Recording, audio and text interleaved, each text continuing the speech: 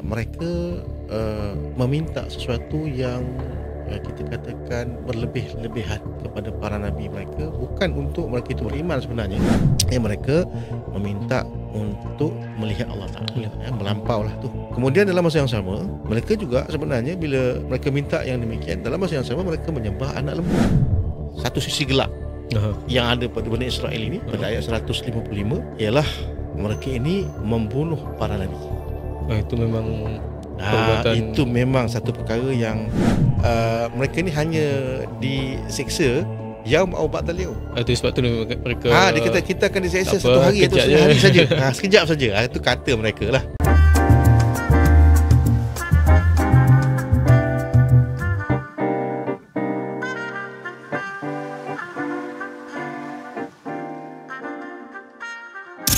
Assalamualaikum warahmatullahi wabarakatuh.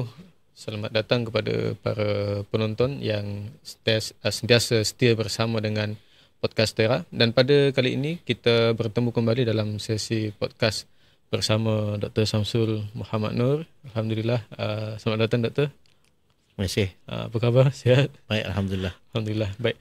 Jadi insyaAllah kepada para penonton yang bersama dengan kami pada ketika ini, insyaAllah kita akan kongsikan iaitu berkaitan sesi Tadabbur Al-Quran. Kita bersama Dr. Samsul Muhammad Nur, iaitu pentadabbur tetap di TV Al-Hijrah dan juga IKIM menggunakan buku Quran 114. Dan pada kali ini kita akan masuk pada sesi ataupun jilid yang kelima yang baru keluar sempena Pesta Buku Antarabangsa Kuala Lumpur pada tahun 2025 ini. Dan insyaAllah sebelum langkah lebih jauh, insyaAllah kita akan bincangkan iaitu berkenaan tentang surah An-Nisa ayat 153 hingga ayat 159 berkaitan tentang satu topik iaitu Bani Israel. Mengapakah mereka ini disebut sebagai bangsa yang kufur ataupun tidak beriman ataupun juga mengkhianati Nabi Musa dan juga Nabi Isa alaihissalam. Mungkin Doktor boleh jelaskan. Bismillahirrahmanirrahim. Assalamualaikum warahmatullahi taala wabarakatuh. Alhamdulillah, salatu wassalamu ala Rasulillah wa ala alihi wa sahbihi wa man tabi'ahu amma ba'. Yang dihormati lagi dikasihi Ustaz Khairul Zakin dan seterusnya para penonton yang dihormati lagi dirahmati oleh Allah Taala sekalian. Alhamdulillah. Baik, kalau kita melihat kepada Al-Quran menjelaskan betapa golongan Bani Israel ini dikatakan telah mengkhianati Nabi Allah Musa alaihissalam. Dan seterusnya mereka ini juga mengkhianati nabi-nabi yang telah diutuskan oleh Allah SWT kepada mereka sampailah kepada zaman Nabi Allah Isa alaihissalam. Fokus yang kalau kita lihat perkara ini adalah pada ayat 153 sampai ke 158 yang berkenaan dengan pengkhianatan mereka. Beberapa perkara yang telah Allah Ta'ala sebutkan di dalam Al-Quran adalah pertama sekali kalau kita lihatkan golongan Bani Israel ini mereka meminta sesuatu yang kita katakan berlebih-lebihan kepada para nabi mereka, bukan untuk mereka itu beriman sebenarnya, tetapi sebenarnya mereka itu lebih kepada nak menguji para nabi dan juga khususnya Nabi Allah Musa AS, di mana kalau kita melihat pada ayat yang ke-153 mereka ingin melihat Allah Ta'ala itu secara jelas. Itu yang pertama. Kalau kita lihatkan pada ayat 153 ini, mereka mengatakan faqalu arinallaha jaharatan, dan kata mereka, tunjukkanlah kami Allah Ta'ala itu secara jelas. Sebab perkara itu memang satu perkara yang mereka tahu para nabi sebenarnya para nabi mampu saja untuk meminta kepada Allah Ta'ala untuk diberikan mukjizat kepada mereka untuk memberikan keimanan dan hidayah kepada golongan-golongan yang memerlukan. Tapi kita tahu perkara itu sebenarnya untuk manusia awam itu mustahil. La tudrikul absar wa huwa yudrikul absar. Sesungguhnya kamu tak akan dapat untuk mencapai Allah Ta'ala itu dengan pandangan mata. Kerana Allah lah yang menciptakan perkara itu. Kalau ke akhirat tu mungkin kita dapat kalau untuk kat melihat. dunia, kalau kat dunia tidak mungkin. Okay. Kalau ke akhirat, Allah menyebutkan wujuh yawma idzin nadhirah ila rabbiha nazirah, wajah mereka itu bercahaya-cahaya, kepada Tuhan mereka lah mereka melihat. Tapi di dunia perkara itu sebenarnya satu perkara yang mustahil. Jadi mereka minta perkara yang mustahil. Itu pertama, kalau kita lihatkan pada konteks dalam surah dalam surah Nisa ini, mereka meminta untuk melihat Allah Ta'ala, melampau lah tu. Kemudian dalam masa yang sama, kalau kita melihat pada ayat 153 ini, mereka juga sebenarnya bila mereka minta yang demikian, dalam masa yang sama mereka menyembah anak lembu, menyekutukan Allah, mensyirikkan Allah Subhanahu Wa Ta'ala. Nampak sangatlah apa yang mereka minta itu sebenarnya hanyalah untuk melepaskan diri mereka daripada dibebani dengan hukum-hukum Allah. Kalau mereka, katakan Nabi Musa tak boleh buat, jadi mereka ada akan mereka lebih berhukum dengan hukum hawa nafsu mereka.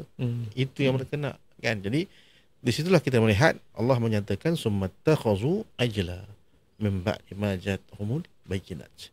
Dan sesungguhnya dijadikan anak lembu itu setelah Allah datang kepada mereka itu keterangan yang jelas. Jadi ini jelasnya mereka ini mengkhianati apa yang telah Nabi Allah Musa AS ajarkan kepada mereka. Dan ketiganya kerana mereka ini menyembah akan anak lembu, di situ sebenarnya melanggar perjanjian yang Allah berikan dalam apa kita katakan perintah Allah kepada mereka dalam bentuk ajaran-ajaran Taurat. Dan perkara itu dapat kita lihat pada ayat 154. 154 kalau kita lihatkan dekat sini, bagaimana mereka dikatakan mengkhianati apa yang ada di dalam perjanjian mereka itu kepada Allah SWT. Sehingga kan dikatakan warafa'na fawqahumut tur, sehingga Allah Ta'ala mengangkat kepada mereka ni akan Tur Sinai itu, gunung Tur Sinai itu kepada mereka. Dan setengah para ulama tafsir, ini memang kejadian. Memang dah diangkat kejadian, bukan sesuatu tamsilan. Bukan perumpamaan. Bukan perumpamaan. Maksudnya diangkat Tur Sinai itu disebabkan mereka itu melanggar perjanjian mereka. Dalam ayat yang ke-154, warafa'na fawqahumut tur bimithaqihim.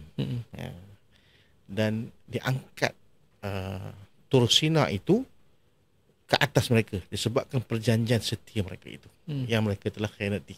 Maksudnya itu satu peringatan, ancaman yang Allah berikan kepada Bani Israel yang telah kita katakan mengingkari perjanjian mereka dengan Allah dan juga dengan Nabi Allah Musa AS. Jadi ini poin yang ketiga dapat kita lihat, bagaimana mereka ini sebenarnya mengkhianati para Nabi.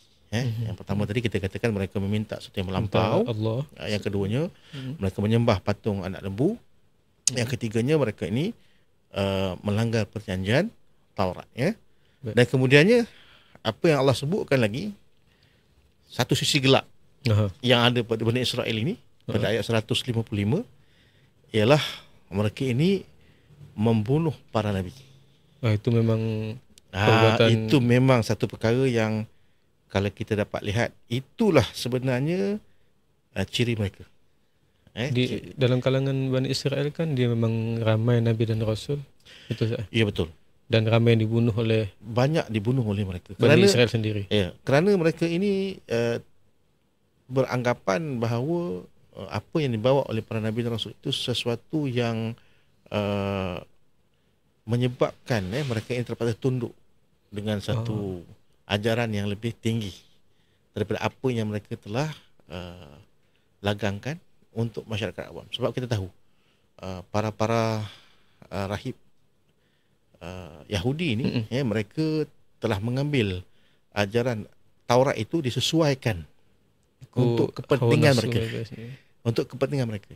Jadi untuk orang awam dikenakan undang-undang yang agak berat, tapi untuk para hartawan, para bangsawan tidak dihukumkan dengan sedemikian. Jadi mereka memang kita katakan menggunakan ajaran yang telah diberikan oleh Nabi Allah Musa AS melalui kitab Taurat itu disesuaikan dengan hawa nafsu mereka untuk menjaga kepentingan mereka. Sebab tu bila datangnya para nabi yang selepas itu untuk membenarkan apa yang mereka telah selewengkan, untuk meluruskan balik apa yang mereka telah lakukan, mereka bunuh para nabi ini. Mereka benci, memang tak suka lah. Ya. Jadi kalau kita lihat itu dijelaskan oleh Allah SWT dalam ayat 155, ya. Di mana Allah Taala menyatakan bagaimana mereka itu wa qatlihimul anbiya bighairil haqq. Dan mereka itu membunuh akan para nabi tanpa dengan hal yang sebenar. Ini pengkhianatan yang boleh kita katakan yang kelima, ya. Yang keempat. Baik. Yang kelima, dapat kita lihat pengkhianatan mereka itu, mereka mendakwa telah membunuh Nabi Allah Isa alaihissalam.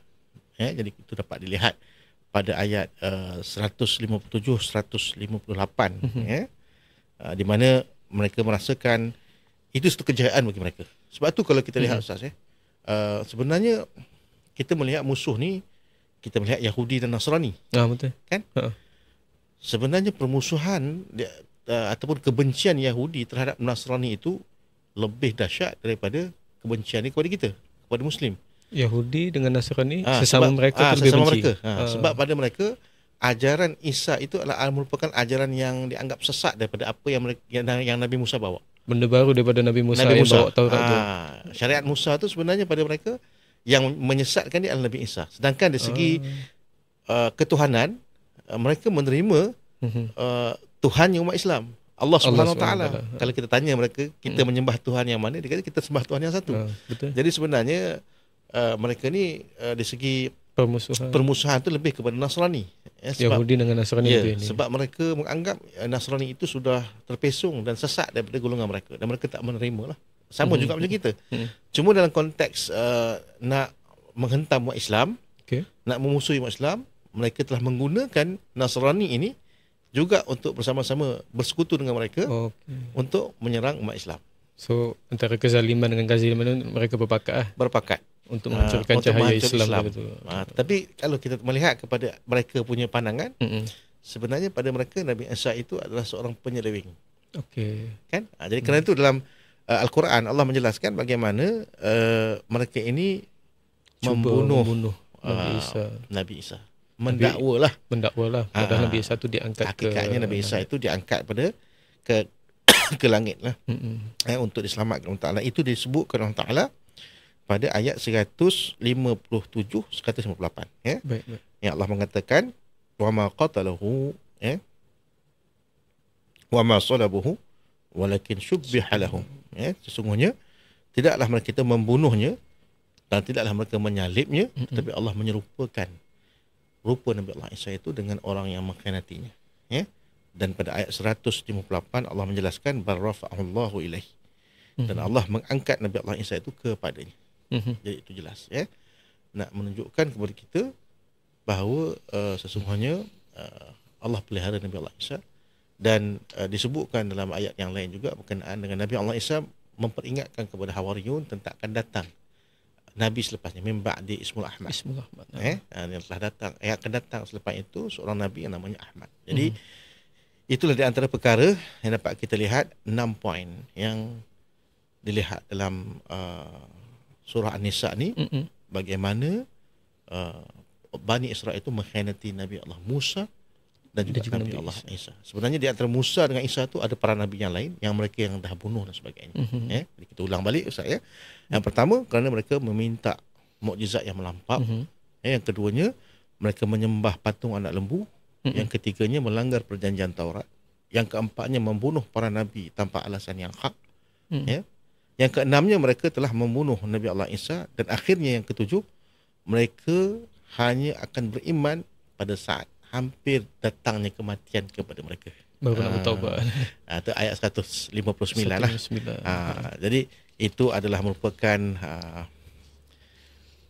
sifat kaum Bani Israel. Bila dah kena tu baru dia Tengadah. ataupun dia mengaku kan. Malah itu pun kalau kita lihat dalam Quran mereka mengatakan mereka ni hanya diseksa yaum au ba'dal yaum. Itu sebab tu mereka dia kata kita akan diseksa satu hari atau sehari saja. Sekejap saja. Itu kata mereka lah. Sebab tu mereka buat jahat tu. Mereka buat jahat tu. Sedangkan Allah menyebutkan dalam Quran mereka yang tidak beriman Allah Taala kekal mereka dalam neraka selama-lamanya. Jadi ini perkara yang dapat kita simpulkan tentang pengkhianatan Bani Israel kepada para nabi yang diutuskan kepada mereka. Baik. Okey Doktor, tadi Doktor ada huraikan berkenaan permusuhan antara Yahudi dengan Nasrani. Mungkin Doktor boleh jelaskan dalam kalangan Bani Israel ni, maksudnya dia ada pecahan, ada 12 kaum tu kan. So yang Yahudi dia daripada pengikutnya Nabi Musa AS, pengikut tapi yang telah menyeleweng kan. Ataupun yang keduanya Nasrani pula, pengikut Nabi Isa AS. Doktor mungkin lebih jelaskan lebih dalam lagi berkenaan siapakah Yahudi ini dan siapakah Nasrani ini, dan bagaimana mereka ni boleh benci kepada baginda Nabi Muhammad sallallahu alaihi wasallam yang lahir daripada bukan jalur Bani Israel tapi lahir daripada Bani Ismail, iaitu Nabi Ismail alaihi salam. Maklum kita faham bahawa sesungguhnya Nabi Ibrahim ni dia ada dua anaknya, iaitu Nabi Allah Ismail dan Nabi Allah Ishaq. Dan dalam Qisasul Anbiya Ibn Katsir menyatakan bahawa Nabi Allah Ishaq itu lahir 14 tahun selepas Nabi Allah Ismail. 14 tahun. 14 tahun. Ketika itu Nabi Ibrahim dikatakan berumur 100 tahun lebih. Dah berusia, berumur dah. Dan kita tahu daripada keturunan Nabi Allah Ishaq itu turunnya Nabi Allah Yaqub. Yaqub alaihissalam. Dan daripada Nabi Allah Yaqub telah kemudiannya turun kepada Nabi Allah Yusuf dan adik-beradiknya. Yang kisah Nabi Allah Yusuf di Mesir kan, dan termasuklah di situ Yahuza. Yahuza. Dan daripada situlah kemudiannya turunnya bila mana Nabi Allah Yusuf mengembalikan jasad Nabi Allah Yaqub ke Baitul Maqdis lepas mana meninggalnya. Meninggal dekat Mesir. Meninggal di Mesir, kemudian dibawa ke Baitul Maqdis, Al-Khalil ataupun ke Baitul Maqdis, dekat Al-Khalil Hebron. Jadi dapat kita lihat di situ kemudian itulah baru pergi kepada pemerintahan yang datang kemudiannya daripada Nabi Allah Daud. Dan kemudian kepada Nabi Allah Sulaiman. Jadi itu kita lihat daripada sudut silsilah para nabi di kalangan Bani Israel jadi mereka tu daripada Ishaq lah kan. Dan sebenarnya Allah mendatangkan Nabi Allah Isa alaihissalam sebagaimana kita sebutkan tadi, selepas mana golongan Bani Israel ini mereka telah yukharrifu kalimatullah an mawadhi'i. Mereka itu mentakhrif ataupun memalsukan, kita katakan mengubah kalimah-kalimah Allah Ta'ala itu daripada tempatnya. Maksudnya diubah kitab suci itu, kitab suci mengikut kehendak dia, mengikut nafsu dia yang kita sebutkan tadi. Sehinggalah dengan itu akhirnya Allah mengutuskan Nabi Allah Isa AS untuk membetulkan mereka. Dan kita faham Nabi Allah Isa AS ini sebenarnya adalah daripada ibunya Maryam. Dan Maryam itu adalah merupakan anak saudara kepada Nabi Allah Zakaria. Yang mana daripada Nabi Allah Zakaria itu juga lahirnya Nabi Allah Yahya. Jadi Nabi Allah Yahya dan Nabi Allah Isa adalah merupakan sepupu. Sepupu. Dan mereka ini keluarga Ali Imran. Keluarga Imran kan. Jadi ini satu perkara yang dapat kita lihat sebenarnya pengutusan Nabi Allah Isa adalah untuk membetulkan balik apa yang menjadi penyelewengan yang telah dibuat oleh para rahib ataupun golongan ahli agama daripada bangsa Bani Israel itu untuk diperbetulkan balik. Dan kita dapat faham bila kita melihat sejarah bagaimana apabila pengaruh Nabi Allah Isa AS itu begitu besar sehingga akhirnya Bani Israel ini dia bersekongkol dengan Maharaja Rom yang ada di waktu itu. Betul. Maharaja Herod kan? Yang kemudiannya memenggal kepala Nabi Allah Yahya dan juga membunuh Nabi Allah Zakaria. Ya? Jadi disitulah kita lihat pengkhianatan golongan Bani Israel itu. Dia bersekongkol dengan kuasa luar. Sebab jatuhkan sebab di sudut dalaman mereka tak boleh nak mengatakan apa-apa pada Nabi Allah Isa sebab mukjizat Nabi Allah Isa ni terlalu jelas. So mereka kalau kata nak nafikan Nabi Isa tu sebagai Nabi memang tak boleh. Sebab mukjizat Nabi Allah Isa tu terlalu jelas. Sehingga kan baginda diberikan mukjizat boleh menghidupkan orang mati. Kan boleh menyembuhkan orang yang buta, orang yang sopak hanya dengan sentuhan. Sebab tu namakan Masih, Masah kan. Al-Masih itu maksudnya yang menyentuh, mempunyai mukjizat. Dengan sentuhannya saja orang boleh baik. Jadi daripada sudut dalamannya dia tak boleh nak kita katakan mengalahkan Nabi Allah Isa.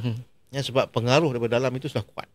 Sehingga akhirnya mereka bersekongkol dengan maharaja daripada Rom untuk yang di waktu itu sebagai pemerintah lah di kawasan Baitul Maqdis untuk membunuh keluarga Imran ini. Dan memang mereka berjaya pun. Nabi Allah Zakaria, Nabi Allah Yahya mereka telah bunuh dan syahid. Nah, akhirnya mereka pergi kepada Nabi Allah Isa. Namun Allah SWT menyatakan tadi ayat kita dah sebutkan tadi, kan, bal rafa'a ilaihi, dan Allah mengangkat Nabi Allah Isa itu ke arahnya. Jadi di situlah kemudiannya nak menunjukkan betapa sebenarnya kaum Bani Israel ini dia bukan nak membawa keamanan dengan mengikuti akan syariat daripada Allah, tapi hakikatnya mereka lebih kepada nak menuhankan hawa nafsu mereka, sehingga sanggup membunuh para nabi yang ada atau yang diutuskan kepada mereka tanpa rasa takut dan terancam. Sehinggalah kemudiannya Allah Ta'ala mengutuskan selepas daripada Nabi Isa AS itu daripada jaluran Bani Ismail tadi, kan? Yang juga daripada Nabi Allah Ibrahim, daripada suku kaum bangsa Arab Quraisy, Nabi kita Nabi Muhammad sallallahu alaihi wasallam. Maksudnya Nabi Isa itu Nabi terakhir daripada untuk kalangan kaum Bani Israel. Ada disebutkan dalam setengah kita ada Nabi selepas tu. Ada lagi? Nabi. Seorang lah yang kemudian dibunuh juga. Oh, okey. Nabi yang dibunuh, Nabi Khalid, dia dibunuh. Dia bunuh. Tapi itu di antara Nabi Isa dan Nabi sallallahu alaihi wasallam. Tapi sebenarnya Rasul tidak ada. Rasul tak ada. Yang Rasulullah Nabi Isa tu Nabi Isa lah. Yang Rasul yang membawa syariat, dia terhenti kalau daripada kalangan kaum Bani Israel itu pada Nabi Allah Isa AS. Ya. Kemudian barulah datang Nabi Muhammad sallallahu alaihi wasallam, kan? Jadi bila Nabi sallallahu alaihi wasallam datang, dia datang dalam bentuk yang lain daripada dua-dua tadi tu. Daripada Nabi Allah Isa dan juga Nabi Musa. Sebab dia daripada bangsa Arab. Ya? Dia lain macam.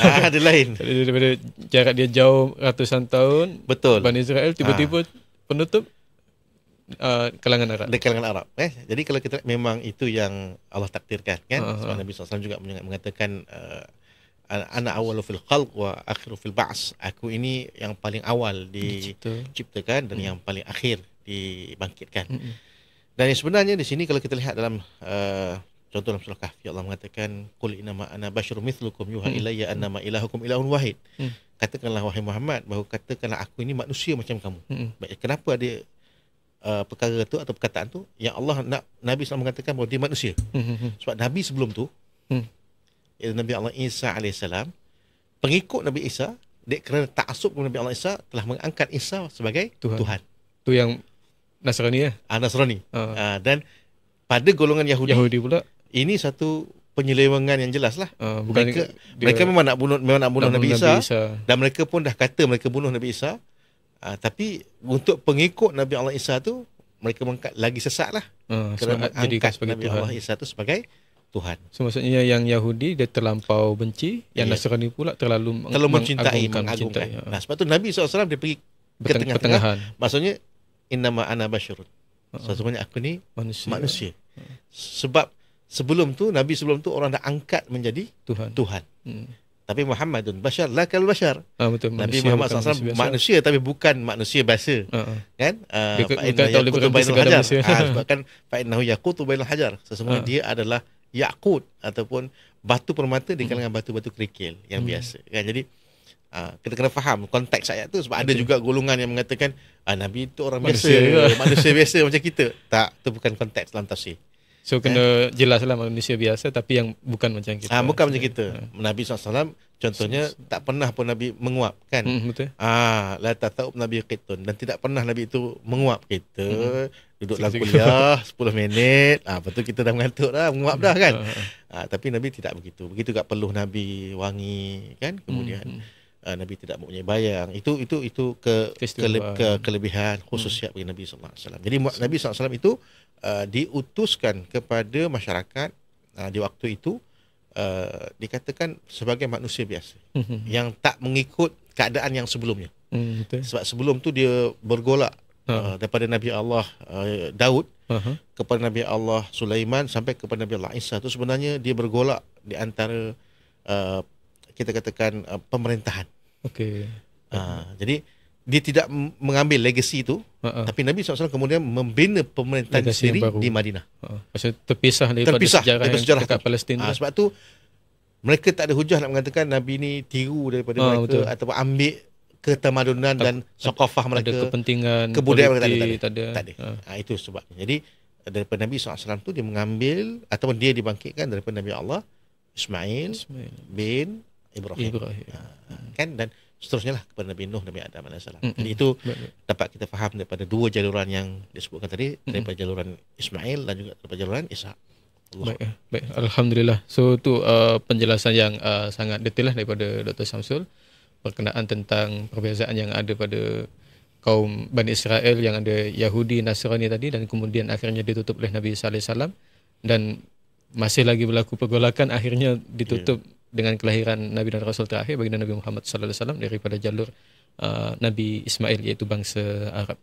Baik, alhamdulillah itu untuk persoalan kita yang pertama lah. Dan kemudian kita masuk pada persoalan yang seterusnya, iaitu kita masuk pada surah Al-Maidah. Tadi itu surah An-Nisa. Sekarang kita masuk surah Al-Maidah, iaitu pada ayat yang ke-27 hingga ayat yang ke-34. Baik. Dan ia masih lagi berkaitan tentang pergolakan juga. Tapi yang ni kita lompat patah balik ke belakang, iaitu pada zaman Nabi Adam AS, iaitu berkenaan tentang kisah Qabil dan juga Habil. Dan kisah ni sangat masyhur, yang mana berlaku pergolakan yang sangat hebat sehingga kan dosa-dosa orang yang membunuh pada zaman sekarang ni dan akan datang semua ditimpakan kepada orang yang mula-mula membunuh pada ketika itu. Mungkin doktor boleh jelaskan apa hikmah yang kita boleh pelajari daripada kisah Qabil dan Habil ni. Okey, kalau kita lihat tentang Qabil dan Habil yang itu, kalau kita lihat kita kena buka surah Al-Maidah kepada surah yang seterusnya lah, ayat ke-27 insya-Allah. Surah Al-Maidah ayat ke-27. Jadi ini masyhur lah kalau kita lihatkan bagaimana terjadinya pembunuhan yang pertama dalam kelompok manusia ini yang dimulakan oleh Qabil jadi kalau kita lihat kali ini Allah Subhanahu taala dah jelaskan pada ayat yang ke-27 ini, memang Allah menjelaskan watlu alaihim naba abna adam bil haqq watlu alaihim naba abnai adam bil haqq iz qurba qurbana fataqabbala min akhadihima wa lam yataqabbal min al-akhar qala al-aqtulannak qala inna ma yataqabbalu Allah minal muttaqin. Baik, pada ayat ni sebenarnya dapat kita lihat bagaimana Allah menceritakan kepada kita melalui Nabi sallallahu alaihi wasallam kisah dua orang anak Adam naba abnai Adam itu Habil dan Qabil lah kan. Jadi kalau kita lihat di situ bagaimana telah berlaku satu keadaan di mana mereka ini nak berkahwin dan mereka menolak ketetapan Nabi Allah Adam, sehingga di waktu itu Allah SWT memerintahkan mereka itu mempersembahkan korban. Dan pendek ceritanya Allah menerima korban Habil, tidak menerima korban Qabil. Jadi dalam hal ini timbul apa? Yang pertama sekali timbul apa? Timbul hasad dengki. Kan? Jadi di situlah kalau kita lihatkan Qabil berkata Qabil berkata la'aqtulannak kan, la'aqtulannak, aku akan bunuh kau. Jadi ini yang pertama yang dapat kita lihat bagaimana sifat hasad dengki ni dia membawa kepada kerosakan sampai boleh dikatakan membunuh. Jadi bukan setakat sakit hati je kan. Kadang-kadang bila kita sebut tentang hasad dengki ni, kita fahamlah dia sakit hati. Lepas tu Nabi kata iyakumul hasad innal hasada ya'kul hasanat kama ta'kulun narul qatab. Jaga-jaga kamu daripada hasad, kerana hasad itu dia memakan akan amalan seumpama api-api memakan kayu-kayu yang kering, kan? Tetapi dalam isu yang kita bincangkan ni sampai ke peringkat membunuh. Itu tahap paling kuat tu. Kan? Jadi memang ini sesuatu yang kita katakan dah ditakdirkan Allah Ta'ala untuk terjadi pembunuhan yang pertama dalam sejarah manusia. Dan memang macam Ustaz sebutkan tadi, semua yang kemudian daripada itu, daripada apa yang kita namakan sebagai jarimah ataupun kemaksiatan, dan memang dinisbahkan kepada Qabil. Dan bukan setakat Qabil nak membunuh, tapi dia telah membunuh. Telah membunuh. Kan? Dalam Al-Quran juga menjelaskan bagaimana pembunuhan itu terjadi, ya, disebabkan hasad dengki Qabil terhadap Habil. Kan? Sehinggalah kemudiannya dikatakan Habil menunjukkan satu kita katakan akhlak yang sangat hebat, ya, di mana dia tidak mau melawan. Betul. Kan? Kita tengok pada ayat yang seterusnya, dikatakan pada ayat 28, dikatakan aku takut kepada Allah, Tuhan yang mentadbir alam ini. Kan? Dikatakan inni akhafullaha rabbal alamin. Jadi dapat kita fahamkan dekat sini bahawa sesungguhnya jika engkau menghulurkan tangan untuk menggerakkan tanganmu itu kepadaku untuk membunuhku, aku tak sekali-kali akan menghulurkan tanganmu. Tidak akan menghulurkan tanganku kepada kamu untuk membunuhmu. Sesungguhnya aku takut kepada Tuhan sekalian alam. Ini akhlak Habil. Ya. Dan dia mempertahankan perkara itu sehingga kan akhirnya dia terbunuh. So maksudnya dia tak nak bagi respon apa-apa pun. Tak nak bagi respon apa-apa. Jadi yang dapat kita faham adalah biarlah kita mempertahankan akhlak ni walaupun di saat kita katakan nyawa kita yang terakhir. Kenapa? Kerana kita tahu hakikat sebenar kehidupan ini adalah di sisi Allah Ta'ala nanti. Kan? Bukanlah dengan ukuran-ukuran yang ada kat dunia ni, tapi hakikat kerjaan itu adalah di sisi Allah Ta'ala. Sehingga akhirnya dapat kita mempertahankan akidah, syariah dan akhlak kita sampai ke titisan darah yang terakhir, sampai kepada nafas kita yang terakhir. Ini yang ditunjukkan oleh Habil, ya. Dan sememangnya kalau kita lihatkan dalam sirah menjelaskan Nabi Allah Adam AS, sememangnya sangat sedih dengan peristiwa itu. Sebab lepas tu Qabil dia lari dan dia membuat satu kelompoknya sendiri. Allah mengurniakan kepada Nabi Adam AS ni Syith. Nabi Syith selepas Nabi Allah Adam. Yang dia kata Syith ni, dia rupanya sama macam Habil. Dan kalau kita tengok daripada cerita ni, sepatutnya yang jadi Nabi ni lepas Nabi Adam, Habil lah. Sepatutnya Habil lah. Sebab dengan akhlak yang tinggi. Tapi kerana Allah mentakdirkan dia meninggal dunia, dia mati di tangan Qabil, Allah gantikan dengan Nabi Syith. Kan Nabi Syith itu adalah Nabi yang selepas daripada Nabi Allah Adam AS. Ya, jadi ini satu perkara yang dapat kita faham bagaimana dengan peristiwa Qabil ini terjadi pembunuhan yang pertama di bumi, dan kemudian bagaimana ilmu itu boleh berlaku dengan datangnya burung gagak. Kan. Maksudnya pada ayat yang ke-31 kita dapat lihat di situ bagaimana Allah menghantar burung gagak lah, ghurab ni, kan? Faba'athallahu ghuraban yabhasu fil ardi liyuriyahu kaifa yuwari sawata akhi. Kan? Jadi di sini nak menjelaskan Allah mendatangkan burung gagak untuk mengajar Qabil ni cara nak menguruskan seorang manusia yang dah meninggal dunia, iaitu dengan ditanam. Tanam macam mana? Jadi nak menunjukkan apa di sini? Nak menunjukkan sebenarnya kita ni pembelajaran, kan? Di antara cara pembelajaran itulah dengan kita belajar melalui pengalaman. Pengalaman itu adalah alam. Kan? Pengalaman tu dengan an belakang, kan? Alam kat tengah tu pengalaman. Jadi kita belajar dari pengalaman. Dan guru yang terbaik adalah pengalaman tu lah. Kan? Jadi di sini dapat kita faham bagaimana Allah mengajarkan kepada kita berkenaan dengan kita kena banyak belajar daripada alam ini. Ya, jadi kisah pengutusan burung gagak ni, ketika mana dia mengkebumikan seekor burung yang dah meninggal dunia, menjadi satu ilmu kepada Qabil macam mana nak menguruskan saudaranya yang telah meninggal dunia, iaitu Habil, kan? Jadi ini satu pengajaran lah yang dapat kita faham daripada kisah ini, ya. Cuma daripada kisah ini juga dapat kita melihat, ya, bagaimana Allah menyatakan pada ayat yang ke-32, pada ayat yang ke-32 ni, pada kisah pembunuhan ini, ya, bagaimana beratnya dosa bagi orang membunuh ni, yang Allah menyatakan dalam Al-Quran. Dikatakan man qatala nafsan bighairi nafsin aw fasad fil ardi faka'annama qatala an-nasi jami'ah. Ini satu perkara yang kita kena fahamlah dalam kaedah syariat kita, yang Allah menyatakan kalau kita membunuh seorang di atas muka bumi ni, seolah macam kita membunuh semua manusia di atas muka bumi.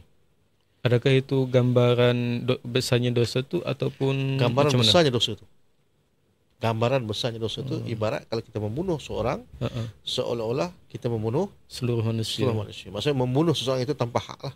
Sebab kalau orang tu dia memang patut dibunuh kerana melakukan pembunuhan, nafsun bin nafsin, qisas umpamanya, tu tak apalah, kita boleh bunuh dia. Tapi kalau saja nak bunuh dia, nak bunuh jiwa manusia ni, kalau kita membunuh seorang, seolah-olah kita membunuh seluruh manusia. Ya. Sangat besar dosa dia. Itulah sangat besar gambaran dosa yang Allah Ta'ala jelaskan dalam Al-Quran tu berkenaan dengan isu pembunuhan ini. Kerana itu kita tak dibenarkan untuk membunuh orang, dan tidak dibenarkan membunuh diri sendiri. So maksudnya diri sendiri dengan orang lain pun dosa dia sama juga. Sebab ada juga perbahasan para ulama berkenaan dengan hujum intihariah ni, berkenaan dengan serangan bunuh diri ni. Jadi kalau kita melihat pada keadaan kalau tak ada jalan lain melainkan itu jalannya, maka setengah para ulama mengharuskan perkara itu. Tapi kalau ada cara lain, tidak dibenarkan. Kerana itu adalah merupakan perkara yang haram. Lagi termasuk di dalam kufur. Dosa-dosa besar termasuk dalam masalah kufur. Dikira sebagai kufur kerana apa tu, doktor? Kerana dia sebenarnya diri kita ni bukan kita punya. Okey. Kan diri ni sebenarnya hakikatnya hak milik Allah. Jadi kalau kita mempersia-siakan dengan begitu sekali, kita membiarkan diri kita itu kita bunuh, maksud di sini kita mensia-siakan apa Allah bagi pada kita. Kan, dan takdir tu memanglah daripada Allah. Betul. Kan, tapi kalau nak bunuh diri kita seolah nak melawan takdir Allah. Jadi di situ sebenarnya jatuh kepada kufur. Baik, jadi ini hal yang berkaitan dengan masalah pembunuhan tadi. Jadi kalau kita disebutkan dalam Al-Quran membunuh satu jiwa tanpa hak, seolah membunuh seluruh manusia. Itu di antara pengajaran yang kita dapat daripada peristiwa Qabil dan Qabil. Dan pada syariat kita, syariat Islam, malah pada syariat Nabi Allah Musa AS juga, bila mana membunuh mesti dibalas dengan bunuh. Kan? Maksudnya la yahillu damil ri'im muslim illa bi ihdas salas. Tidak akan halal darah seorang muslim itu melainkan dengan 3 perkara. Kan?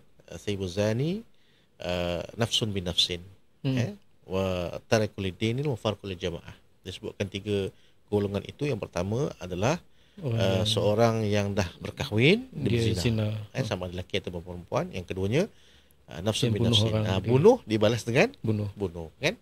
Dan yang ketiga itu adalah orang yang murtad, yang keluar daripada agama dan memisahkan diri daripada jemaah kaum muslimin. Maksudnya murtad yang dia murtad tapi dia melakukan kekacauan lah. Itu ada setengah pandangan ulama. Ada setengah pandangan ulama mengatakan apabila dia murtad dan dia diserang Islam, mendakwahkan orang kepada kemurtadan dia. Dia ajak orang lain. Itu ada setengah pandangan ulama. Tapi kalau dari segi jumhurnya mengatakan kalau dia murtad saja, maka di waktu itu selepas mana diberikan langkah-langkahnya, tempoh dan sebagainya, dia tetap juga nak tukar agama, maka dalam hadis mengatakan man baddala dinahu faqtuluh. Dan barang siapa yang menukar agamanya, maka hendaklah dia dibunuh. Tapi ada pandangan setengahnya mengatakan apabila dia itu menarik orang kepada ke arah kemurtadan. Kalau tak, kita buang dia je. Buang daripada kawasan negeri itulah. Itu ada pandangan para ulama tentang masalah ni. Jadi dalam hal ini dapat kita fahamlah daripada kisah Habil dan Qabil ni banyak perkara. Pertama sekali kita faham tentang akibat hasad dengki, sehingga boleh membawa kepada kekacauan, kerosakan, permusuhan, pembunuhan. Yang keduanya berkenaan bagaimana seorang yang mempertahankan akhlak hatta dirinya terkorban, sebagaimana apa yang telah dialami oleh Habil, kan? Yang ketiganya berkenaan dengan pembunuhan yang pertama di muka bumi, dan bagaimana Allah Ta'ala mengajar Habil itu untuk menguruskan saudaranya yang telah meninggal dunia dengan pengutusan gagak. Itu yang keempatnya, ya. Dan yang kelimanya, dapat kita faham, membunuh seorang manusia seolah-olah dia membunuh seluruh manusia di atas muka bumi, ya. Dan yang kelima, dapat kita faham bahawa daripada kes bunuh-membunuh ni, sebenarnya kalau membunuh dibalas dengan bunuh juga, ya. Ini adalah merupakan pengajaran yang kita dapat yang keenamnya daripada kisah Habil dan Qabil ni. Baik, alhamdulillah. Baik. Jadi tuan-tuan dan puan, sahabat-sahabat dirahmati Allah Subhanahu Wa Taala, kita telah dengar penjelasan secara panjang lebar berkenaan ibrah yang boleh kita ambil daripada kisah Qabil dan Habil. Jadi sebagai pengajaran, kita boleh ringkaskan atau simpulkan bahawa hargailah diri kita dan juga hargailah diri jiwa orang lain, ya. Jangan kita melakukan dosa bunuh diri ataupun dosa membunuh orang lain, kerana dosa dia sangat-sangat besar. Baik, setakat ni kita berhenti dulu, Doktor, untuk kita rehat, dan kemudian insyaAllah nanti kita akan sambung kembali. Jangan ke mana-mana, pastikan tetap bersama dengan Podcast Tera.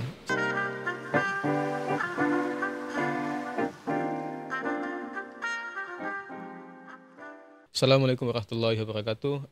Selamat datang dan kita jumpa kembali di Podcast Tera. Pada kali ini kita masih lagi bersama dengan Dr. Samsul Muhammad Nur untuk kita bincangkan tadabbur Quran 114, dan kita insyaAllah masuk kepada untuk jilid yang ke-6, iaitu perbahasan tentang surah Al-An'am bermula ayat yang ke-80 hingga ayat yang ke-85.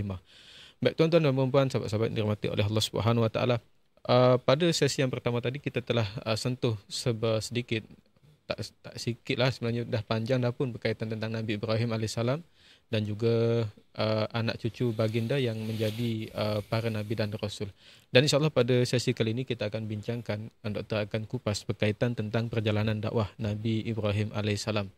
Jadi berpandukan pada surah Al-An'am ayat ke-80 hingga 85, insyaAllah kita mohon untuk Doktor kongsikan kepada kami, dan antara highlight penting yang perlu kita ambil iaitu berkenaan tentang dakwaan bahawa Nabi Ibrahim AS ini pernah menjadi ateis ataupun tidak bertuhan.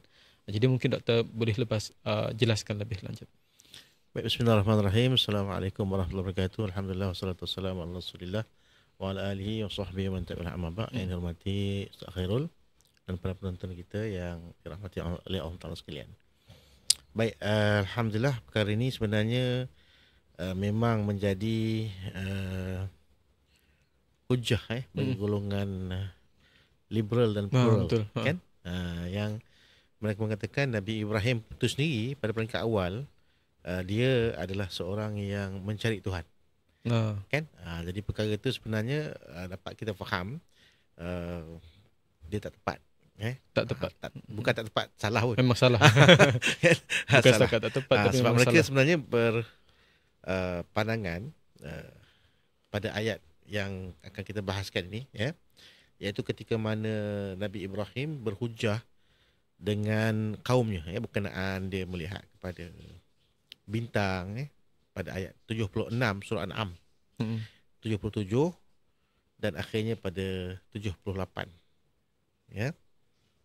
Sampai akhirnya pada ayat yang ke-28 mengatakan inni bari'un mimma tusyrikun, sesungguhnya aku berlepas tangan daripada apa yang telah kamu syirikkan, kan? Maksudnya Nabi Ibrahim sendiri pun menafikan perkara itu. Dan sebenarnya pada ayat 74 sampai 78 ini sebenarnya di sini para ulama berbeza pendapat. Ulama tafsir berbeza pendapat berkenaan dengan adakah di waktu itu Nabi Ibrahim pada tahapan renungan ataupun mengambil pelajaran secara alaminya, ataupun dia sedang berhujah. Okey. Ya, jadi ada dua pandangan para ulama di situlah.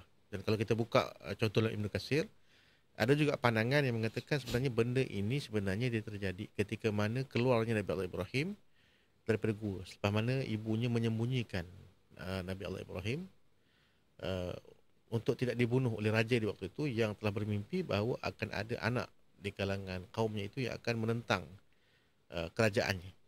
Jadi ibu Nabi Allah Ibrahim ketika sedang mengandung itu membawa diri ke gua dan melahirkan Nabi Allah Ibrahim di gua, dan akhirnya melahirkan Nabi Allah Ibrahim. Ketika dia keluar itu, dia melihat perkara ni. Jadi para ulama mengatakan perkara ini kalau jadi pun pada Nabi Allah Ibrahim, benda itu adalah sebelum balik. Masih kanak-kanak lagi. Masih kanak-kanak. Ini pandangan pertama lah. Tapi pada pandangan kedua, sebenarnya para Nabi dan Rasul ni sebenarnya maksum. Telah pun maksum. Dan mereka ni telah kenal Allah SWT sejak azali lagi. Sejak azali. Bukan ketika di dunia. Kan? Bukan setakat lahir kat dunia. Bukan. Dan itu kalau kita lihatkan dalam surah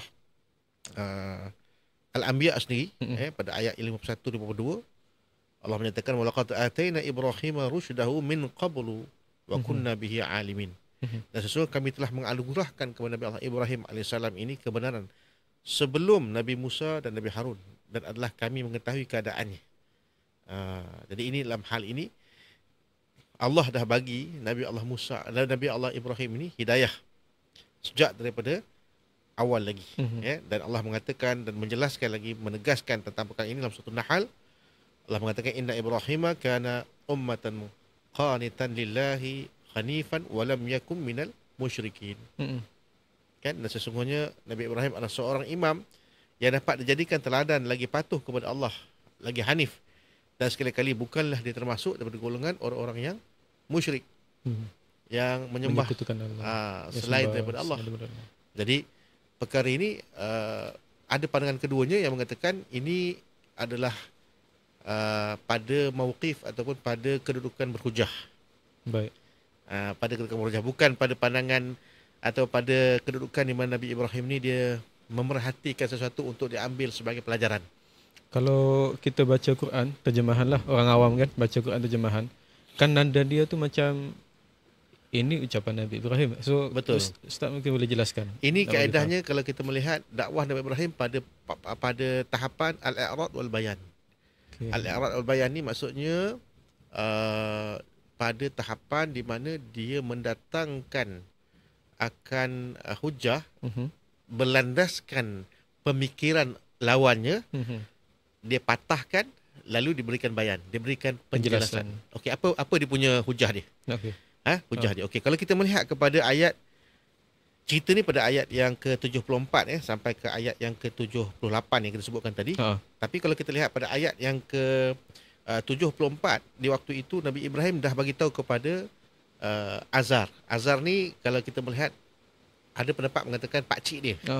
Ada mengatakan ayahnya, walaupun dalam Quran kata ayah, tapi ada setengah pendapat mengatakan Nabi Ibrahim kalau dari segi pentarihannya, dari segi sejarah, Ibrahim bin Tarikh, bukan bin Azar, kan? Cuma Azar ni selepas kematian bapaknya, maka dia disebahkan kepada Azar tu kerana pakcik dia yang menjaga dia, kan? Jadi ini ada pandangan-pandangan ulama. Kalau kita melihat kat situ, Ibrahim AS telah memperingatkan tentang jangan menyembah berhala. Dah bagi tahu lah. Dah bagi tahu awal lagi, kan? Jangan menyembah berhala. Pada ayat yang ke-74 ni, Allah memperingatkan tentang jangan menyembah akan berhala, kan? Sebab dia kata inni araka wa qaumaka fi dhalalim mubin. Kerana aku melihat engkau itu dan kaummu itu berada dalam keadaan kesesatan yang nyata. Jadi ini hujah yang pertama oleh para ulama. Hujah yang kedua ialah pada ayat 75, Allah mengatakan wa kadzalika nuri Ibrahim malakutas samawati wal ardi liyakuna minal muqinin.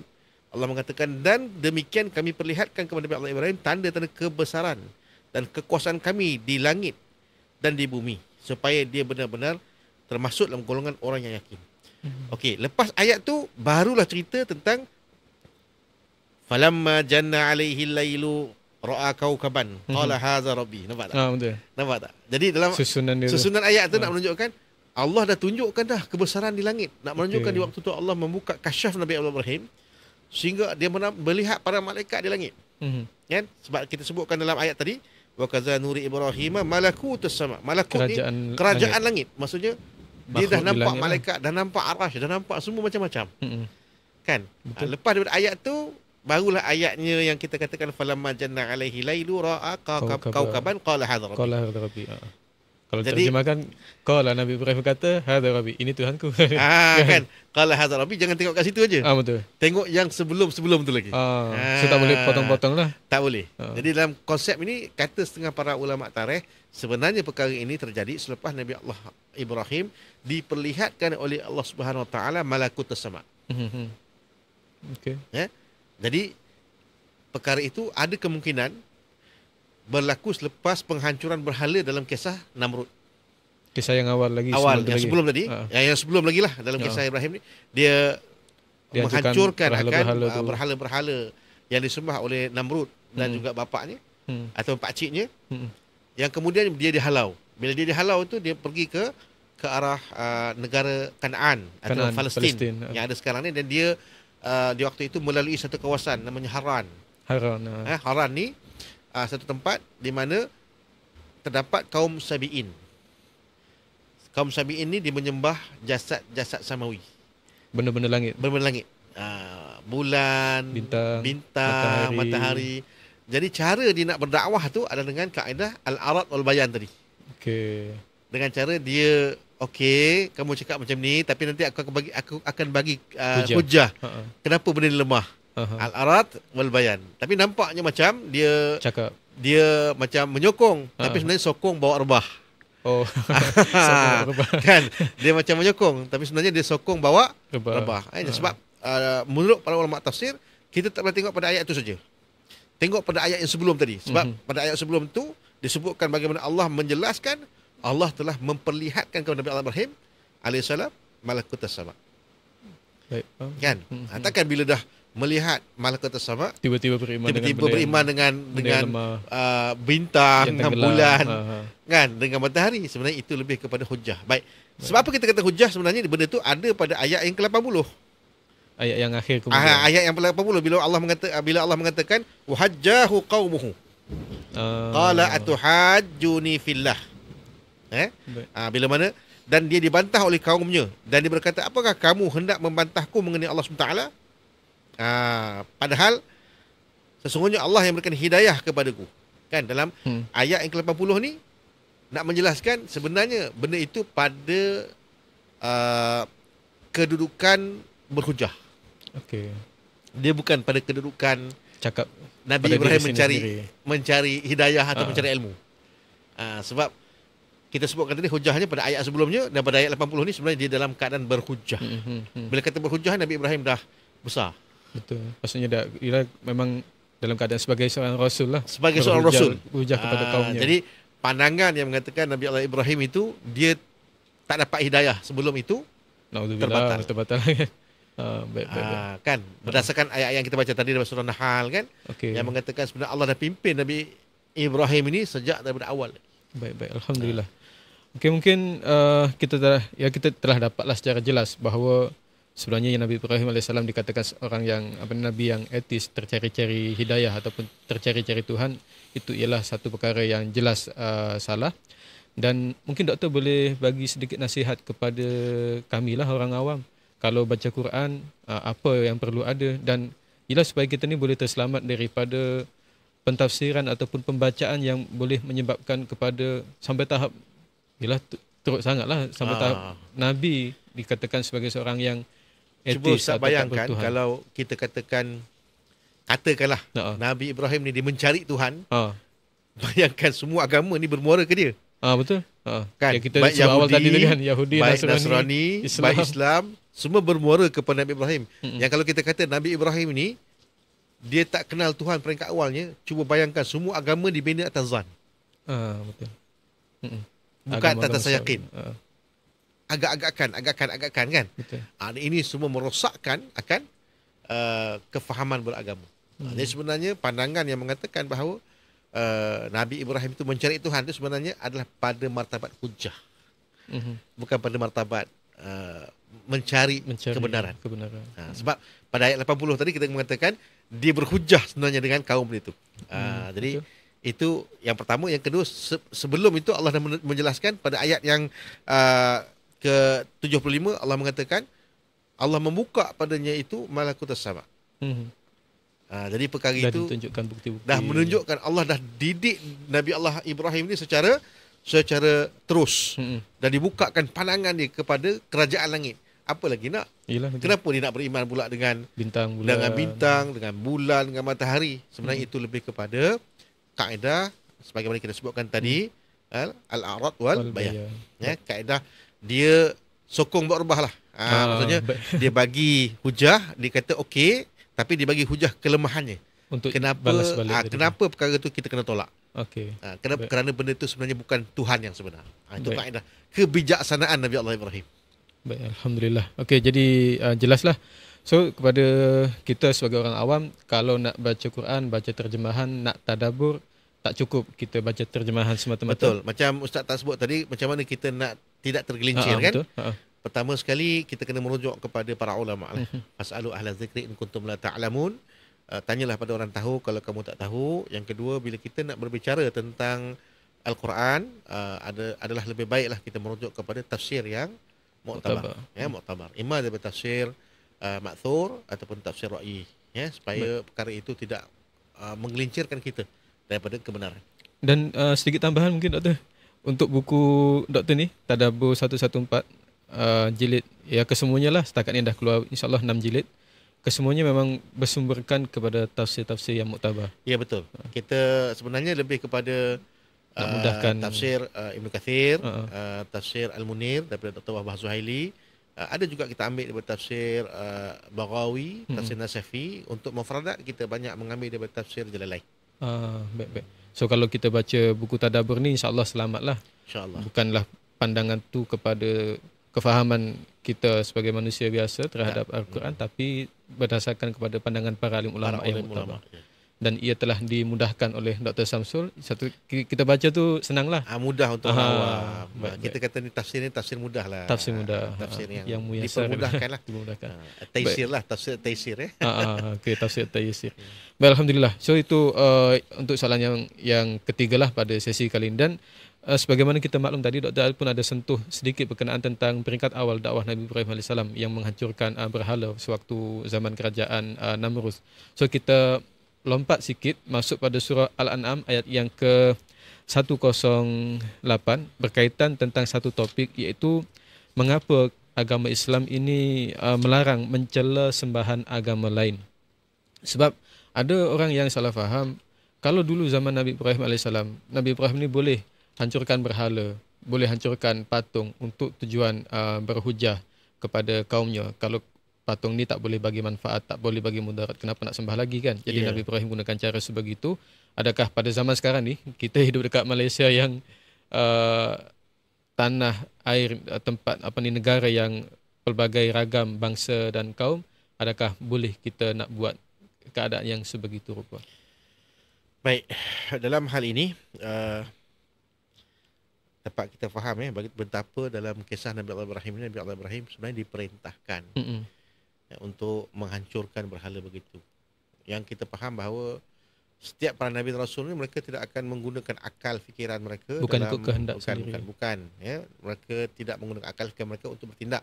Melainkan semua itu adalah wahyu daripada Allah Subhanahu Wa Taala. Wa ma yantiqu 'anil hawa in huwa illa wahyun yuha. Ya. Jadi perkara itu jelas bahawa apa yang para Nabi dan Rasul buat tu tak sama macam manusia. Kita lah. Sebenarnya banyak je dalam Quran cerita macam tu. Contohnya Nabi Allah Khidir AS membunuh budak. Betul. Takkan kita nak bunuh budak pula. Jadi perkara itu sebenarnya dia kena ada kaedahnya lah. Dan kita faham bahawa para Nabi dan Rasul mereka maksum. Mereka ini bersih daripada dosa, tidak ada kelalaian, dan mereka itu berbuat apa sahaja diperintahkan oleh Allah Subhanahu Wa Taala. Berbeza dengan kita. Jadi kita tak boleh ambil qiyas. Kalau Nabi Ibrahim boleh hancurkan berhala, kenapa kita tak boleh menghancurkan berhala kan? Kuil dan sebagainya. Sebenarnya dalam hal ini ada petunjuk daripada Nabi SAW tentang bagaimana kalau kita lihatkan Nabi SAW menjelaskan berkenaan dengan orang yang memaki kedua ibu bapanya. Kita ambil kias kat situ. Ada mengatakan al-qamaqal dan mengatakan mal'unun man sabbal walidai. Sesungguhnya terlaknatlah orang yang memaki kedua ibu bapanya. Qalu ya Rasulullah kaifa yusabbu ar-rajal walidai ya Rasulullah, macam mana seseorang lelaki atau seseorang itu dia nak melaknat kepada kedua ibu bapanya, Mak ayah sendiri mak ayah sendiri kan. Kan, maka qala Nabi sallallahu alaihi wasallam qala ya yasubbul aba rajulin fayasubbu abahu fayasubbu ummuhu fayasubbuhu ummuhu. Nabi mengatakan, bila mana kamu ini mencaci maki bapa orang lain, mak ayah orang lain, maka orang lain akan mencaci maki bapa kamu. Betul. Sama juga kalau kamu mencaci maki mak orang lain, sama dengan nanti orang tu akan mencaci maki pula akan mak ayah kamu. Maksudnya bila kita maki mak bapa orang lain atau ibu bapa orang lain, orang itu akan memaki ibu bapa kita. Dia macam perangai ialah budak-budak kecil kat sekolah kan. Ya. Biasa dia maki main nama mak ayah. Nama mak ayah, orang tu pun akan buat benda yang sama. Jadi kita kiaskan tadi. Kalau kita buat pada agama orang, kita caci agama orang. Kita caci agama orang, orang akan caci kita balik dengan menghina agama kita. Sebab tu dalam kisah Habil tadi, apa yang dapat kita faham adalah kita kena mempertahankan akhlak. Jagalah akhlak kita. Jaga akhlak kita. Sebab itulah sebenarnya ketinggian Islam itu. Kan? Jadi akhlak itu innama ba'ithu li utammima makarimal akhlak. Sesungguhnya aku diutuskan untuk menyempurnakan akhlak, kata Nabi sallallahu alaihi wasallam. Jadi Nabi melarang kita untuk mencaci maki agama orang lain. Kerana untuk menjaga kemuliaan agama kita daripada caci maki oleh orang yang lain itu yang tak puas hati dengan apa yang kita lakukan. Baik. Jadi kaedahnya lakum dinukum waliyadin, baik kamu agama kamu, baik kami agama kami. Kan, la a'budu ma la ta'budun, kami tak sembah apa yang kamu sembah. Wala antum a'abiduna ma a'bud, kamu pun tak sembah apa yang kami sembah. Betul. Lakum dinukum waliyadin lah. Dalam hal tu engkau dengan agama engkau, kami dengan agama kami. Jadi itu yang lebih baik dalam hal ini. Jadi tak boleh kita mengambil ibrah daripada kisah Nabi Allah Ibrahim menghancurkan berhala ekstrim untuk kita jadikan hujah pada kita untuk kita menghancurkan pula berhala-berhala orang lain ataupun kuil-kuil itu, kecuali dengan adanya arahan daripada ulul amri. Pihak yang berwajib lah. Dia ada kaedah. Kalau ulul amri kata hancurkan sebab dia membina tempat kuil ini di tempat yang tak sepatutnya, maka di waktu itu boleh kita buat, ya. Jadi kerana itu kita kena ada kaedahnya dalam syariat ni. Cuma doktor, kalau kita orang kata nak bagi jelas antara kita menghormati agama lain, menghormati sembahan agama lain, dan juga pada masa yang sama nak jaga akidah kita supaya tak terjerumus ke dalam yang namanya pluralisme agama, membenarkan semua agama. Kat mana orang kata titik tengah ataupun sempadan yang kita boleh pegang?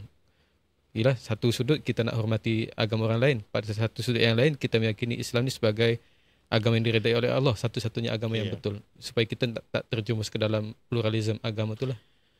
Baik, sebenarnya dalam hal ini kita dah mempunyai garis yang jelas. Dalam Islam itu dia ada akidah, dia ada syariah, dan dia ada akhlak. Kan? Elemen yang kita ada tu memang kokoh untuk kita jadikan sebagai satu dasar dalam urusan beragama. Jadi jangan raikan agama yang lain tu sampai dia boleh mencacatkan akidah kita. Jangan kita raikan agama lain tu yang mana dari segi syariatnya tu akan hilang syariat kita bila mana kita mengikuti mereka. Kan? Begitu juga dengan akhlak. Jadi kita ada dasar kita. Dalam hadis Nabi SAW sendiri menyatakan, man tashabbaha biqaumin fahuwa minhum. Siapa yang meniru satu kaum, maka dia itu termasuk dalam kaum tersebut. Kan? Dan dalam satu hadis yang lain daripada Abi Daud mengatakan ijtanibu fi aidi a'da Allah, jauhilah ijtanibu, kata Nabi SAW, fi aid a'da Allah, pada hari raya musuh-musuh Allah. Supaya kita tak meraihkan hari raya dia, yang sebenarnya dia meraihkan itu atas dasar agama dia, di atas Tuhan yang disembah, kita raihkan dia. Maka dalam hal ini tak boleh lah. Tak boleh.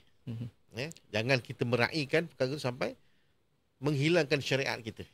Macam dalam kita menyambut hari raya. Kan yang disyariatkan apa? Takbir. Aha. Kan? Tapi orang kita kadang-kadang lebih banyak main mercun. Takbirnya tentang Tak, mana? takbir entah ke mana. Sedangkan main mercun tu syiarnya orang Majusi. Nampak Okay. tak? Nak main mercun tu silalah, tak jadi masalah kan. Cuma siar yang utamanya takbir Yang tadi pentingnya tu. takbir. Cuma jangan membazir, sebab nanti membazir pada main mercun tu boleh menjatuhkan kepada perkara yang haram pula. Tapi Berpada-pada lah. Berpada-pada lah. Nak menunjukkan kegembiraan tu tak ada masalah. Lega Cuma lagi. jangan sampai kita lupakan takbir. Betul.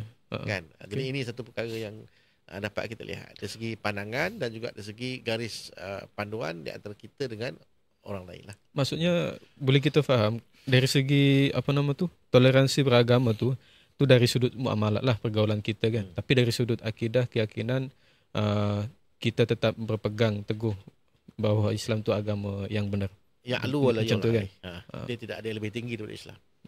Syariat Islam itulah syariat yang terbaik. Sibghatullah, man ahsanallahi sibghatan. Celupan Allah itulah yang terbaik. Tidak ada celupan yang lain yang lebih baik. Mana lagi celupan yang lebih baik? Tidak ada. Ya, melainkan celupan Islam. Baik. Jadi apa pun kena rujuk kepada Islam. Ha. Iman segi akidahnya, iman dari segi syariahnya, muamalahnya, ataupun daripada sudut akhlak. Akhlaknya. Kadang-kadang kita terlalu nak menjaga hati orang sampai kita tidak melihat kepada hal hukum hakam. Betul. Kan? Jadi dalam hal ini kita kena tengok apa pun kita mesti rujuk kepada hukum hakam Islam. Supaya perkara itu tak menjadi sesuatu yang diharamkan dalam Islam. Baik. Kerana nak menjaga orang lain. Kan?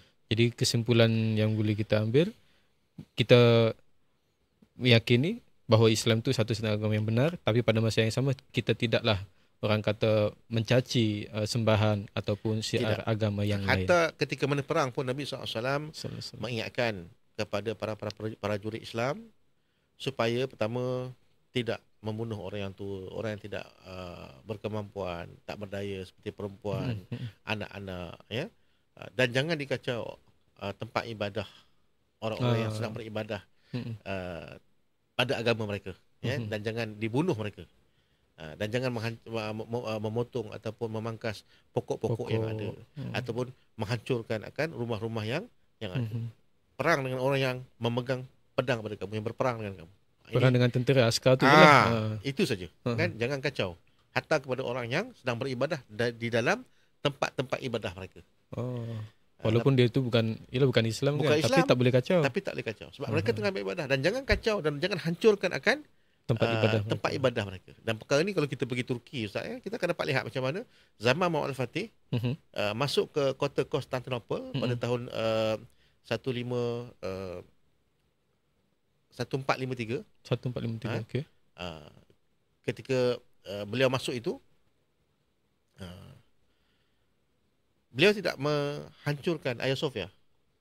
Gereja yang terbesar. Gereja yang terbesar yang ada di Konstantinopel di waktu itu. Cuma beliau meminta izin untuk solat Jumaat di situ. Solat Jumaat di dalam Hagia Sophia itu. Yang kemudian beliau membeli tanah Hagia Sophia itu untuk jadikan sebagai masjid. Akhirnya dibeli. Akhirnya dibeli. Itu yang jadi masjid tu. Ya, itu yang jadi masjid. Tapi nak ceritakan, beliau tidak menghancurkan. Malah toleransi Muhammad Al-Fatih itu dapat dilihat sampai ke hari ini. Kalau kita pergi ke Masjid Hagia Sophia itu, kita akan dapat lihat gambaran-gambaran yang dilukis oleh orang Nasrani terhadap Nabi Isa, Siti Maryam dan sebagainya. Masih ada kekal lagi. Tak dihancurkan. Tapi kalau di sisi Islam tak boleh gambar Nabi apa semua kan? Itu pada mereka lah, tapi nak menunjukkan toleransi. So dia tak kacau dia tak kacau benda tu. Sebab itu adalah merupakan sensitiviti masyarakat yang ada waktu tu. Kan sebab banyaknya orang-orang Nasrani dalam masa yang sama mereka tarik perlahan-perlahan untuk masuk ke dalam Islam. Sebab tu masalah hukum ni dia kena ijtihad para ulama.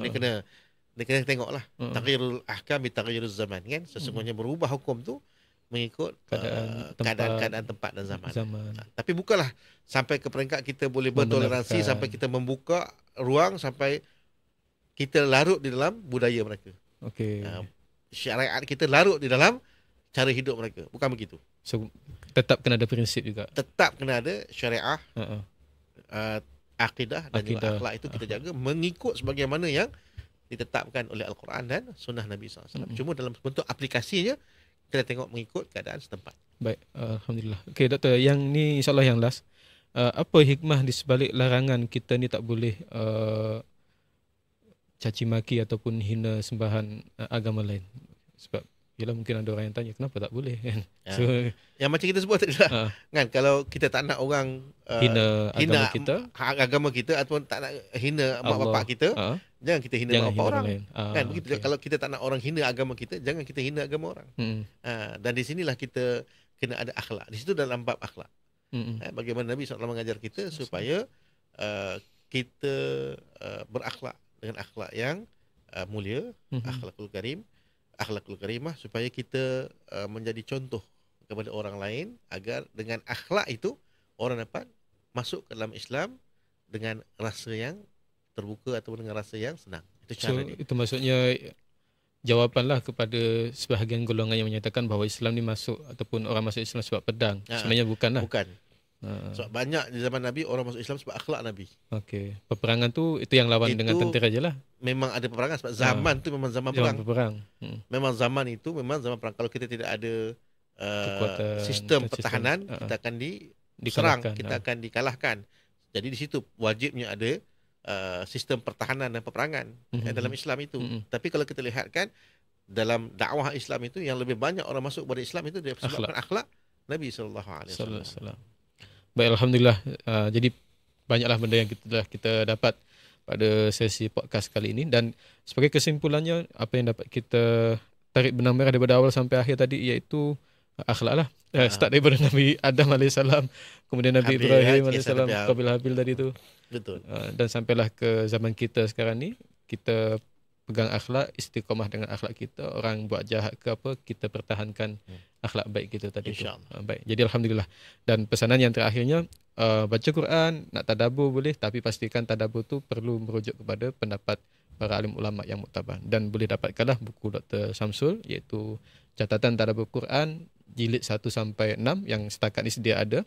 Itu belum lagi. InsyaAllah dia ada lagi sampai 30. Sampai 30 juzuk. Tapi 30 juzuk setakat ni berperingkat. Baik. Dan insyaAllah doktor nanti hadir ke Pesta Buku. Ya. Saya akan hadir ke Pesta Buku pada 23 bulan. 23 bulan hari Rabu. Jumaat. Jumaat. Okey, Jumaat ni ada pelancaran untuk buku Tadabbur Quran di pentas utama kan. Jilid 2 sampai jilid 6. Betul. Dan kemudian kalau di Galeri Ilmu pada 28 hari Rabu Ya, hari Rabu. Hari Rabu. Okey, baik. So kepada tuan-tuan dan puan para pembaca sekalian yang nak jumpa Dr. Samsul, nanti boleh dapatkan tarikh-tarikh yang telah disebutkan hari Jumaat ni, kemudian juga hari Rabu depan insya-Allah. Jadi sekat tu saja. Terima kasih banyak kepada Dr. Samsul kami ucapkan, dan insya-Allah kita jumpa lagi dalam sesi podcast yang seterusnya. Yang baik datangnya dari Allah Subhanahu Wa Taala, tersilap cakap terkasar bahasa datang daripada kelemahan diri saya sendiri. Aku qouli hadza, astaghfirullahaladzim li wa lakum. Assalamualaikum warahmatullahi wabarakatuh.